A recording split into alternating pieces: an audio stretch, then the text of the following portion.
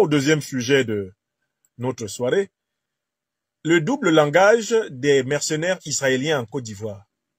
Ils sont présents ou pas? Écoutez, j'ai été attiré par un phénomène curieux. Ce sont les dépêches du journal d'intelligence qui s'appelle Africa Intelligence. Je remonte là pour voir ça, pour retrouver ces dépêches. De temps en temps, je jette un coup d'œil aux dépêches parce que Africa Intelligence est en rapport très étroit avec les renseignements généraux français, européens. Bref, vraiment, ils ont parfois des informations de première main qui leur sont données par les espions. Ils vivent de ça. Je vais vous expliquer comment, par exemple, Africa Intelligence vit des informations médicales sur les dictateurs africains. Je vous ai expliqué ça hier, non? Ou avant-hier. Avant-hier. Ils sont là. Les espions savent quel est le dirigeant africain qui est venu se soigner à l'hôpital américain de Neuilly. Ils savent quel dirigeant africain a fait une perfusion sanguine. Ils savent quel dirigeant africain a été détecté d'un cancer. Ils savent tout ça. Et les espions, quand ils veulent arrondir leur fin de mois, ils appellent les journalistes, là, ils leur disent, j'ai 3 scoops pour toi. Un scoop, donne-moi 500, donne-moi 1000 euros. On a vu tel à tel endroit. On a vu Ouattara à tel endroit. Il a été soigné de sa sciatique. Paye-moi. Écris ça. Je te dis à tel endroit précis. Il ne pourra pas démentir. Parce que s'il dément, là, je vais lâcher les preuves que j'ai accumulées. Hein? Donc, en fait, les journaux comme ça, la Africa Intelligence, forcément, c'est grâce à des espions qu'ils se renseignent. Et vous savez que la loi dit que les journalistes ont le droit déontologique au secret des sources. Un journaliste n'a aucune obligation de donner ses sources. Bon, si tu n'es pas content de ce qu'il a dit, tu lui portes plainte pour diffamation. Mais sinon, les journalistes ont le droit de cacher leurs sources. Ils ont le droit de cacher leurs sources. Bon. Conséquence, la première source nous dit cybersécurité, les sociétés israéliennes se bousculent à Abidjan. À l'approche de l'élection présidentielle, plusieurs entreprises de l'État hébreu, spécialisées dans la lutte contre les menaces cyber, multiplient les propositions commerciales auprès des autorités ivoiriennes. Ça, c'est la première source, Africa Intelligence, il y a 3 jours. Deuxième source, Africa Intelligence, Tel Aviv, Côte d'Ivoire. Tel Aviv restreint ses exportations de matériel militaire. Le ministère de la Défense de l'État hébreu limite les possibilités de vente d'équipements militaires à Abidjan, quelques mois avant le scrutin présidentiel qui pourrait déboucher sur une instabilité politique. C'est le même journal qui nous dit ça. Hein. D'un côté, ils nous disent que les mercenaires israéliens sont en train de se faire embaucher en masse en Côte d'Ivoire. Et de l'autre côté, on nous dit que Israël empêche que ces mercenaires aient les armes qu'il leur faudra pour faire leur travail. Qui croit entre les deux versions? Qui croit entre les deux versions? La première information nous dit des compagnies de mercenaires spécialisées dans le domaine de la sécurité sont en train de s'arracher le marché ivoirien. Et puis de l'autre côté, on nous dit l'État d'Israël est en train de tout faire pour que les mercenaires israéliens qui vont venir travailler en Côte d'Ivoire n'aient pas les armes pour travailler. Mais écoutez, tout le monde sait très bien qu'il y a un lien intime entre les sociétés de mercenaires et les États d'où elles viennent. Ou bien on ne le sait pas. Je recommence. Ce qu'on appelle les compagnies militaires privées, ou les sociétés militaires privées, ou les sociétés de sécurité. Toute société de sécurité ou compagnie de militaires privés, qu'on appelle donc aussi une société de mercenaires, quand elle est créée dans un pays, quand elle a sa base, sa filiale originelle dans un pays, ben écoutez, elle est soumise aux autorités de ce pays-là. Je veux dire par exemple que Géodis qui opère à Abidjan, qui est une compagnie de mercenaires, agit sous le contrôle de l'État français. De la même façon que Wagner ou bien l'Africa Corps qui agit pour le compte de la Russie en Afrique, mais ils agissent sous le contrôle de l'autorité russe. C'est pareil pour les grandes sociétés de mercenaires américains comme Blackwater, Dencorp, etc. Ils agissent directement en respectant les consignes de leur direction, de leur pays d'origine. Pareil pour les sociétés militaires britanniques, sud-africaines et consorts. Il faut que tout le monde comprenne bien cela. Ces sociétés militaires ne sont pas des électrons complètement libres. Ce sont des bras armées de l'influence internationale des États où elles ont leur base. Par conséquent, les sociétés de mercenaires israéliens qui se précipitent actuellement en Côte d'Ivoire, qui s'installent massivement en Côte d'Ivoire, sont nécessairement des sociétés qui bénéficient de la couverture de l'État d'Israël. Vous comprenez mon raisonnement? Et si elles bénéficient nécessairement de la couverture de l'État d'Israël, mais il ne peut pas s'amuser à laisser ces mercenaires aller en Côte d'Ivoire sans armes. Parce que si ça chauffe là-bas, comment ils vont se protéger comment? Et puis, dites-moi, Africains, parlons peu, parlons vrai. Vous connaissez des mercenaires israéliens en Afrique qui ne soient pas armés? Les mercenaires israéliens, dans mon pays natal, le Cameroun, on les connaît. Ce sont eux qui ont constitué et qui constituent encore le noyau de la sécurité présidentielle de Biya. Et ils sont très armés. Et ils sont souvent au cœur du corps le plus armé de l'armée. Au Cameroun, c'est le BIR et la garde présidentielle qui détiennent la puissance de feu.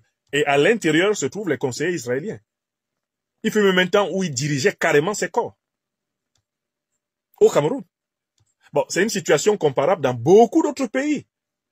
Israël n'est pas simplement présent par des officiers à l'intérieur de l'appareil sécuritaire, mais Israël est présent par des sociétés de mercenaires qui sont coordonnées par l'État d'Israël. Et ça, il faut qu'on le dise clairement aux Africaines et aux Africains. Il n'y a pas de différence entre la présence officielle de l'armée israélienne dans un pays et sa présence officieuse. C'est la même présence.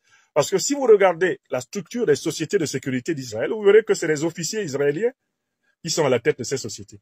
Regardez les sociétés militaires, les sociétés de mercenaires français en Afrique.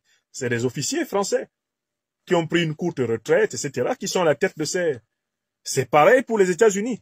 La plupart des dirigeants, des encadreurs des sociétés de mercenaires sont les anciens militaires d'État de leur pays d'origine. Écrivez ça. Écrivez. Parce que là, c'est un sujet pour lequel nous avons documenté.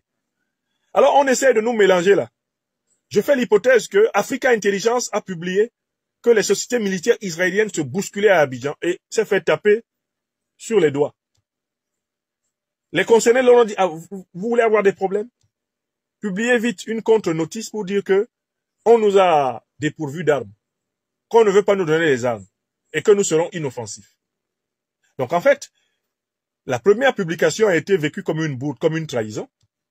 Et Africa Intelligence, selon mon hypothèse, a été amenée à réparer sa bourde, sa trahison, en publiant un deuxième communiqué pour innocenter Israël. Israël dit non, j'ai des mercenaires en Côte d'Ivoire, mais aucun ne doit avoir un pistolet. Je ne leur donne pas de munitions, ils n'auront pas de fusil, Uzi, rien. Les mercenaires israéliens en Côte d'Ivoire sont inoffensifs. Ils viennent manger garba. Ils viennent manger foufou avec sauce gombo. Ils viennent nager dans la lagune. S'ils ont même une petite pirogue pour pêcher, quelques petits poissons. Ils peuvent venir peut-être améliorer la démographie d'Abidjan. Par de vigoureux coups de rein, ça va. Mais ils n'ont pas d'armes. Leurs patrons ont dit, allez, avec vos sociétés de mercenaires, remplissez la Côte d'Ivoire, mais vous y allez littéralement sans le moindre fusil. Qui peut croire en un tel conte? Ça, c'est une berceuse pour bébé de 3 mois. D'accord? On connaît l'histoire des interventions militaires israéliennes sur le continent. On connaît l'histoire, la puissance des services secrets israéliens sur le continent.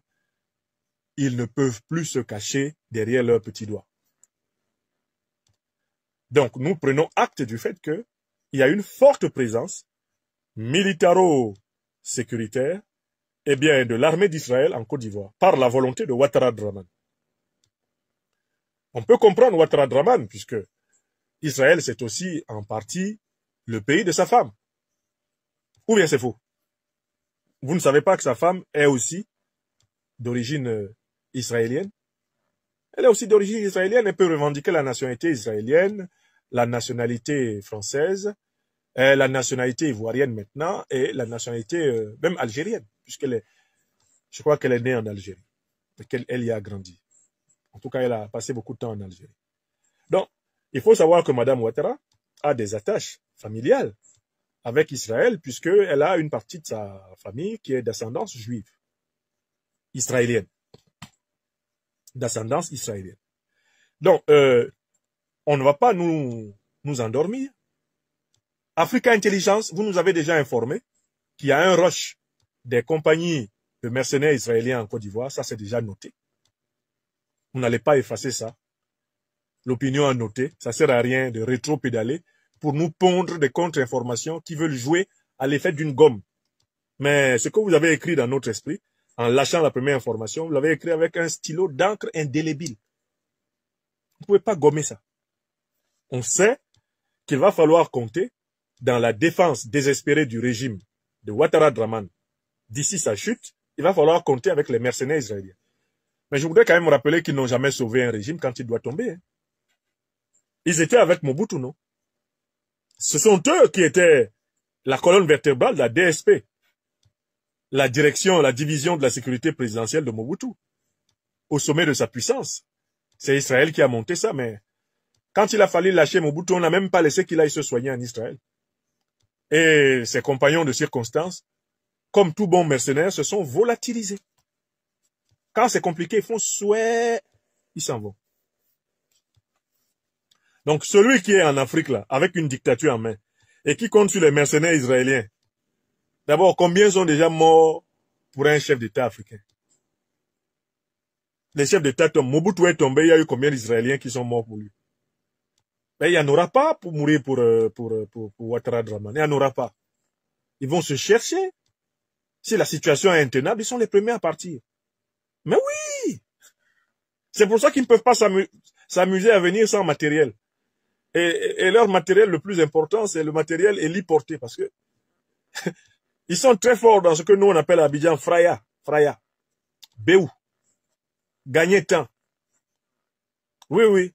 Dès que si ça chauffe, ils vont pan. À Abidjan, on dit ils pan. Ils ont pan. Ouattara va les voir décoller. Mais attendez-moi. Dit non, débrouillez-vous. On n'a pas de place dans l'hélico. Mais c'est ce qui est arrivé à Mobutu. Il n'y avait personne pour combattre pour lui. Une fois que Kabila était en train de prendre Kinshasa, les gars se sont barrés. Et puis, Kinshasa, par rapport à Brazzaville, il n'y a que le fleuve. L'avion décolle, l'hélico fait seulement un petit saut de puce. Oh, il est de l'autre côté. Il est chez son ami Sassou. Ils ont assisté à la chute de Mobutu depuis les terrasses de Brazzaville. Ils voyaient Kinshasa en train de brûler. Et disaient, c'est dommage, on lui a donné des conseils, il n'a pas écouté. C'est toujours comme ça, hein, les mauvais compagnons. Quand tu tombes, ils se mettent de l'autre côté et disent, on lui avait donné des conseils, il n'a pas écouté. Hein? Et tu les as payés en argent lourd. Parce que les mercenaires, là, ça coûte cher. Si tu comptes sur eux, si tu comptes sur eux, voilà. Donc, je voulais vraiment demander à Africa Intelligence de respecter l'intelligence des Africains. Je sais qu'ils sont à Paris et ils pensent qu'ils réfléchissent pour les Africains, mais il faut qu'ils sachent que non. Nous, les Africains, on ne prête plus notre cerveau à quelqu'un. On n'emprunte même plus le cerveau de quelqu'un pour penser. Nous avons décidé, collectivement, radicalement, de penser et de nous assumer. Quand vous nous donnez 2 informations contradictoires en 3 jours, nous savons qu'il y a un malaise. Quand c'est flou, c'est qu'il y a un loup.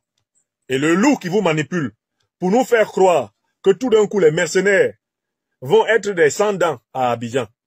Ce loup-là, dites-lui qu'il a joué bidé. En langage de Côte d'Ivoire, on appelle ça jouer bidé. Vous connaissez bidé? Quand tu lances le dé là, et puis il y a le petit 1 seulement, qui montre son nez. Bidé. Voilà. C'est pas un Zix qu'il a joué. Donc le peuple ivoirien est prévenu, à savoir qu'il y a une invasion de mercenaires dans le pays. Merci de l'information Africa Intelligence et faites un effort, ne nous prenez pas pour des cons. De toutes les façons, moi, avant, je mettais ma carte bancaire pour acheter l'information. Maintenant, je n'ai plus besoin d'acheter l'information. Je regarde juste le titre. Tellement je les ai étudiés, ces gens-là. Je regarde juste le titre, l'entête qu'ils donnent là. C'est bon. J'ai déjà l'indice qu'il me faut pour mener mes recherches moi-même. Donc cela, c'est même pas la peine d'aller là, mettre vos cartes bancaires, vous leur donnez 7 euros, 7 euros, 7 euros. Prenez le titre. Cybersécurité en Côte d'Ivoire. Les sociétés israéliennes se bousculent à Abidjan. Et puis l'autre titre. Côte d'Ivoire. Tel Aviv restreint ses exportations de matériel militaire. Vous nous prenez pour des gaous. Les sociétés de mercenaires se bousculent à Abidjan. Mais elles viennent comme ça. À main nue. Tu as vu ça où? Quel mercenaire se promène à main nue? Sa définition change dès qu'il n'a rien à les mains. Un mercenaire, c'est par définition un homme armé à l'extérieur de son territoire et qui travaille à son propre compte pour ses intérêts personnels et sous la coordination d'une puissance. Voilà, c'est ce que c'est. Bon, voilà mes chers amis, je voulais vraiment lever ce lièvre-là. Et puis, dire aux Africains, il ne faut pas qu'il y ait un pays qui soit un tabou pour nous. Hein, parce que la déstabilisation de l'Afrique, ce n'est pas un sujet tabou. Il n'y a pas de pays tabou pour les Africains. Hein. Nous voyons quelque chose qui ne tient pas, on le dit. Et plus nombreux nous serons à dire les choses, ce que nous pensons de ce qui se passe, plus nous serons invincibles collectivement et individuellement. Je vois souvent chez les Africains, quand on évoque les questions sur Israël, comme ils savent qu'Israël a un service de renseignement particulièrement célèbre pour son efficacité létale, ah non, pardon, moi je ne peux pas parler de ça, mais ça ne change rien. Les Palestiniens aussi pouvaient dire, ah non, on ne peut pas parler de ça, ils en ont tué 50 000. Donc toi aussi tu peux dire, ah, je ne peux pas parler de ça, ça ne va rien faire. S'ils peuvent faire quelque chose à Abidjan, ils vont faire.